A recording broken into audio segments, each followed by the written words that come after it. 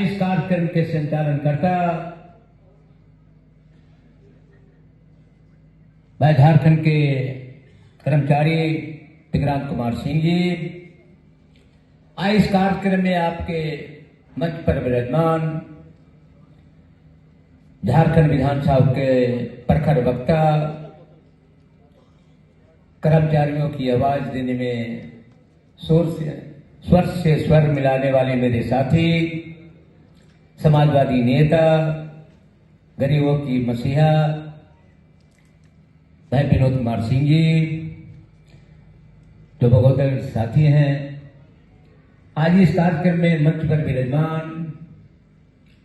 गिरिडीह के विधायक मेरे छोटे भाई सुदीप कुमार जी, आज इस कार्यक्रम में झारो टेप के प्रांतीय अध्यक्ष महोदय, इस कार्यक्रम में उपस्थित महामंत्री महोदय, इस कार्यक्रम में सभी पदाधिकारीगण, आज इस कार्यक्रम में 24 जिला से हमारे भविष्य के निर्माता, राज्य के निर्माता, आपके कंधों पर झारखंड का भार है, इसलिए मैं तमाम लोगों को मैं अपनी ओर से, झारखंड राज्य के माननीय मुख्यमंत्री जी की ओर से, सरकार की ओर से तमाम लोगों को मैं हार्दिक अभिनंदन और स्वागत करता हूं। मित्रों, झारखंड झारो टेप के द्वारा आपने अपनी मांगों को लेकर के आज विनोबा भावे यूनिवर्सिटी के प्रांगण में स्वामी विवेकानंद के सभागार में बड़ी जोश और खरोश को मैंने देखा। गीतें जब चल रही थी तो हमारी बहनें भी सुर से सुर मिला करके, हमारे नौजवान सुर मिला करके इस सभागार को शोभा बढ़ाने का काम जो कर रही थी, अब कर रहा था, उसके लिए अकेला यादव की ओर से हार्दिक शुभकामनाएं, बहुत बहुत धन्यवाद। मित्रों, आज समावेश का समय है।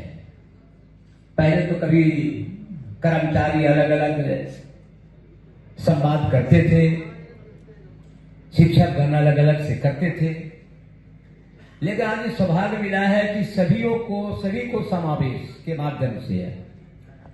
आज संवाद मंथन के कार्यक्रम में हमने बुलाया आपने। मैं आपके अध्यक्ष जी को बधाई देता हूं कि छोटे से एक कार्यकर्ता को आपने बड़ा एक मंच दिया है, इसके लिए मैं तमाम लोगों को हार्दिक अभिनंदन स्वागत करता हूं। मित्रों, निश्चित तौर पे एक बात को मैं जानूं कि यहां शिक्षक गण भी हैं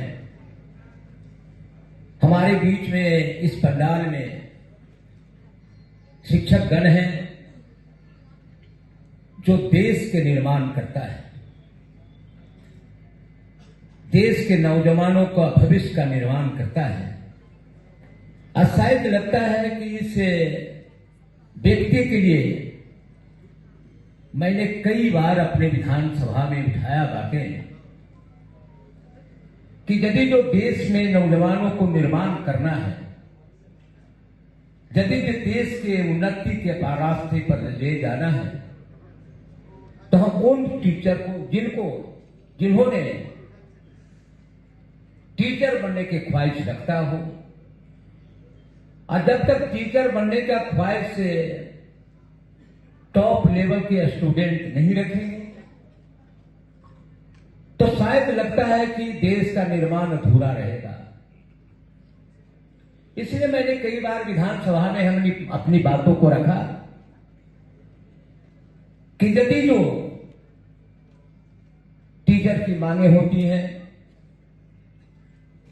आज पारा टीचर कई वर्षों से लगातार आंदोलन कर रहे हैं और आप अपने भी मांगों को लेकर के आज संवाद के माध्यम से एक आंदोलन का रूपरेखा दे रहे हैं।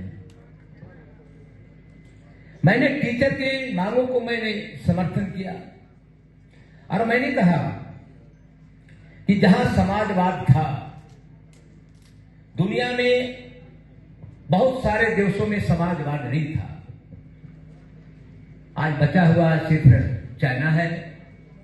सोवियत संघ खंड खंड में भी अलग हो गए, लेकिन मैंने समाजवाद का परवट समर्थक हूं।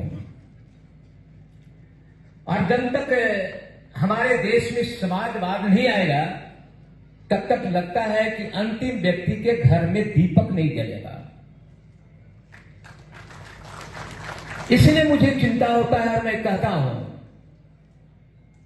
कि टीचर लोग, मैंने कहा जो स्टूडेंट समाजवाद में, जब सोवियत संघ में 80 साल समाजवाद चला तो सबसे ज्यादा वेतन किसी को मिलता था, चाहे राष्ट्रपति हो, चाहे जो भी पदाधिकारी यानी राजनीतिक नेता हो, तो सबसे ज्यादा वेतन समाजवाद के देशों में टीचर को दिया जाता था, टीचर को दिया जाता था। और मैंने कहा विधानसभा में कि आईएएस बनने के जो अर्हता रखता है, आईपीएस बनने का जो अर्हता रखता है, जो डॉक्टर बनने का, इंजीनियर बनने का अर्हता रखता है, उसको आप टीचर में बहाल कर दो। यदि जो एक आईएएस को आपने टीचर बना दिया तो लगता है सैकड़ों आईएएस बना के देगा ये भारत के निर्माण करने में। ये चिंता नहीं रखता, लेकिन हम जैसे विनोद जी जैसे, सुदीप जी जैसे चिंता करता है। विधानसभा में 81 विधायक है, लेकिन समाजवाद के बारे में या गरीबों के बारे में और आपके बारे में चिंतन करने का बहुत सारे लोग नहीं करते। लेकिन हम जो 3 व्यक्ति यहां बैठे हैं, हमेशा इस विषय पर चर्चा करते रहते हैं। इसलिए मैंने कहा था कि आईएएस रहने वाले को टीचर बना दो और सबसे ज्यादा तनख्वाह देने का काम करोगे तब देश का निर्माण हो सकता है। ये हमारा सोच है। आज हमारे देश में क्या है, अभी इनकलाबी की बात करता है लोग। आप कहते हैं इनकलाब जिंदाबाद, झारखंड जिंदाबाद करते हैं, लेकिन इनकलाब का मतलब होता है, बहुत सारे गलत इसको व्याख्या किया। इनकलाब का नारा शायद आप लोग को पता हो और जानते हैं, हमसे ज्यादा काबिल आप यहां लोग बैठे हैं, लेकिन इनकलाब का नारा देने वाले शहीद आजम भगत सिंह ने दिया था पूरे दुनिया में। जो पूरी दुनिया में सबसे ज्यादा चर्चित इनकलाब का नारा है, तो इनकलाब का नारा देने वाले भगत सिंह थे। आज हम लोग इनकलाब देते हैं, इनकलाब का नारा लगाते हैं, लेकिन भगत सिंह के विचारों को हम अपने दिल में उतारने का प्रयास नहीं करते। सारे लोग अपने कर्तव्य का निर्वाह यदि जो करें, सारे कर्मचारी बैठे हैं, टीचर बैठे हैं, हर लोग पद पे आप लोग हैं, और मैं चाहूंगा तकलीफ ना मानेंगे। तकलीफ सच्चा कड़वा होती है, तकलीफ आप नहीं मानेंगे। हम चाहेंगे, निश्चित तौर पे आपका आंदोलन है कि हमको आपने पुराना पेंशन दिया, इनकलाब का जिंदाबाद, हेमंत जी को जिंदाबाद किया, इसके लिए बधाई देता हूं। आपकी मांगे हैं कि हमारा 62 साल उम्र करें, 9 मांगे आपकी हैं, इसका समर्थन अकेला जगत करता है, लेकिन सारे मंच पर विराजमान लोगों से मैं आग्रह करूंगा, अपने कर्तव्यों का निर्माण आपको करना चाहिए।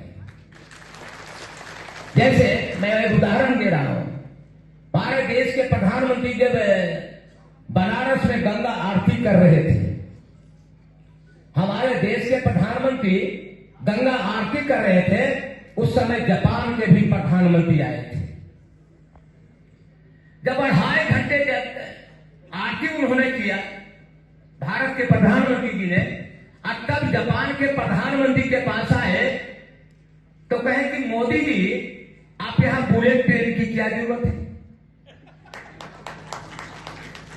आप यहां बुलेट ट्रेन की क्या जरूरत है, आप जैसे प्रधानमंत्री देश के 2.5 घंटे समय बर्बाद किया है, तो आप तो पैसेंजर ट्रेन से चलने का काम करें, बुलेट ट्रेन की जरूरत आप यहां नहीं। आज वो जापान 2-2 बार अमेरिका ने बम बरसाया, 2-2 शहरों में बसाया, लेकिन आज जापान कहां है, अब भारत कहां है? अपने दिल में उतारिए, सभी प्रबुद्ध नागरिक है, हमसे ज्यादा काबिल है। आज जापान के एक नागरिक जो होता है, नागरिक वहां का होता है तो चिंता करता है अपने देश के बारे में, चिंता करता है कि हमारा जापान कैसे आगे बढ़ेगा। हमें तक जानकारी जहां तक है कि यदि जो 60 घंटे काम करता है तो 4 घंटे अपने देश के लिए काम करता है, जिससे जापान आगे बढ़ता चला जा रहा है। आज हमारे कर्मचारी, हमारे साथी, हमारे टीचर अपने उत्तरदायित्व को निर्वाह नहीं कर रहा।